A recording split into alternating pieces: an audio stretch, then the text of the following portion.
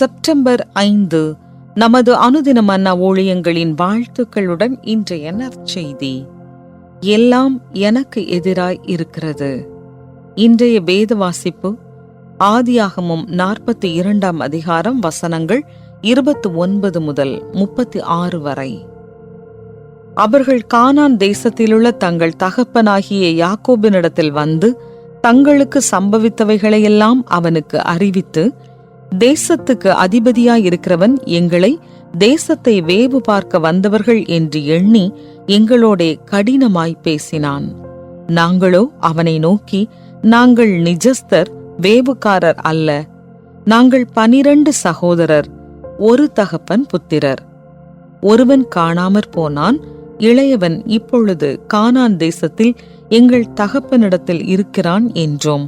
அப்பொழுது தேசத்தின் அதிபதியானவன், நீங்கள் நிஜஸ்தர் என்பதை நான் அறியும்படி உங்கள் சகோதரரில் ஒருவனை நீங்கள் என்னிடத்தில் விட்டு பஞ்சத்தினால் வருந்துகிற உங்கள் குடும்பத்துக்கு தானியம் வாங்கி கொண்டு போய் கொடுத்து, உங்கள் இளைய சகோதரனை என்னிடத்தில் அழைத்து கொண்டு வாருங்கள்.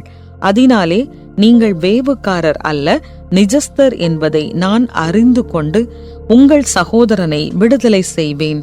நீங்கள் இந்த தேசத்திலே வியாபாரமும் பண்ணலாம் என்றான் என்று சொன்னார்கள். அவர்கள் தங்கள் சாக்குகளிலுள்ள தானியத்தை கொட்டுகையில், இதோ அவனவன் சாக்கிலே அவனவன் பணமுடிப்பு இருந்தது. அந்த பணமுடிப்புகளை அவர்களும் அவர்கள் தகப்பனும் கண்டு பயந்தார்கள்.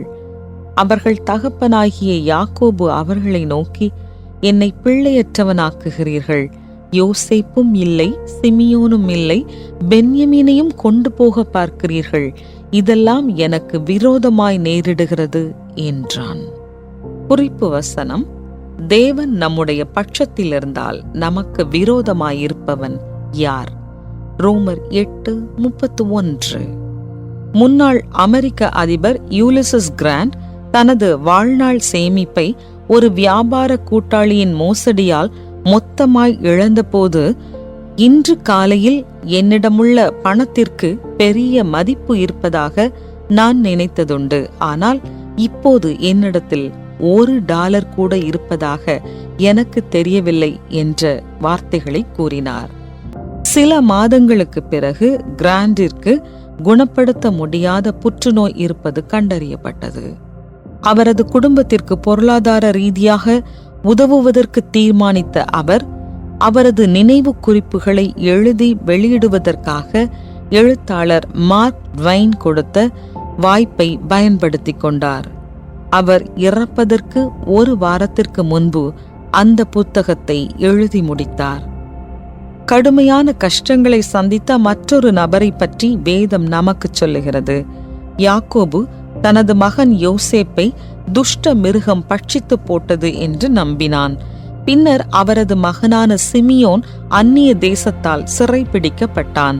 மேலும் தன்னுடைய குமாரனான பென்யமீனும் தன்னிடத்திலிருந்து போய்விடுவானோ என்று யாக்கோபு அஞ்சினான். இதெல்லாம் எனக்கு விரோதமாய் நேரிடுகிறது என்று சொல்லி கதறுகிறான். ஆனால் அவன் எண்ணியது தவறு.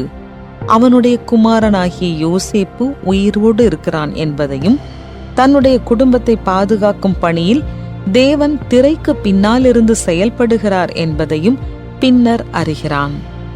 நம்முடைய கடினமான சூழ்நிலைகளிலும் தேவனுடைய கரத்தை பார்க்க முடியாவிட்டாலும் தேவனை ஏன் நம்ப வேண்டும் என்பதை இக்கதை நமக்கு வலியுறுத்துகிறது. அமெரிக்க அதிபர் கிராண்டின் நினைவு குறிப்புகள் பெரும் வெற்றியை பெற்றது. மேலும் அவருடைய குடும்பத்தினர் பொருளாதார ரீதியாக முன்னேற்றம் அடைந்தனர். அதை பார்ப்பதற்கு அவர் உயிரோடில்லை எனினும் அவருடைய மனைவி அதை நேர்த்தியாய் அனுபவிக்க நேர்ந்தது. நம்முடைய பார்வை குறை உள்ளது, ஆனால் தேவனுடைய பார்வை அப்படி இல்லை. இயேசு நம்முடைய நம்பிக்கையாய் இருக்கும் போது தேவன் நம்முடைய பட்சத்தில் இருந்தால் நமக்கு விரோதமாய் இருப்பவன் யார்? அவர் மீது நம்முடைய நம்பிக்கையை முழுவதுமாக இன்று வைக்கலாம். துன்பத்தின் மத்தியில் தேவன் கொண்டு வரும் நன்மையை எப்படி பார்த்தீர்கள்? வாழ்க்கையில் எந்த இடத்தில் அவரை நீங்கள் நம்பக்கூடும்? அழகான இரட்சகரே, என்னுடைய பிரச்சனைகளை பார்க்காமல் உம்மீது என்னுடைய பார்வையை வைக்க எனக்கு உதவி செய்யும். நீர் எப்போதும் உண்மையுள்ளவர். ஆமென்.